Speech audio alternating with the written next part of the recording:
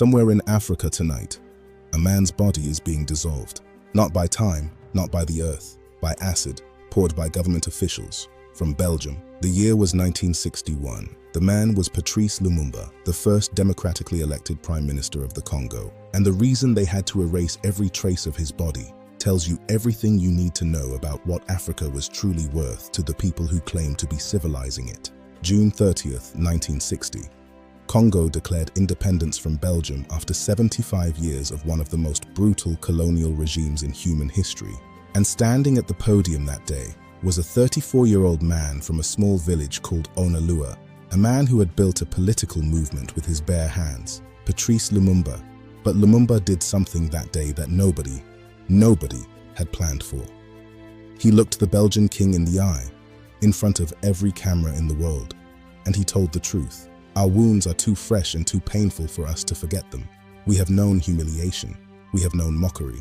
We have known blows, morning, noon, and night, because we were Africans. In that moment, every Western intelligence agency watching understood the same thing. This man was not going to play by the rules they had written.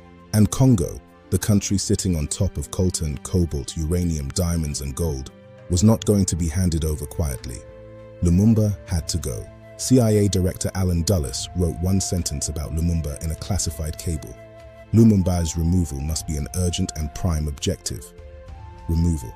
That was the word they used.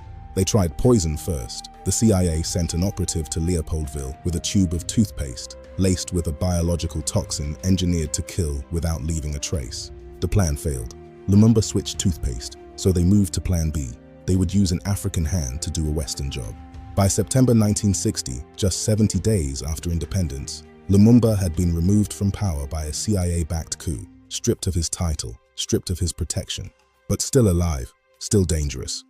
And as long as Lumumba was breathing, the men in Washington and Brussels believed Africa could still be lost. What they actually did is something the world was not supposed to know. Part 2 coming next.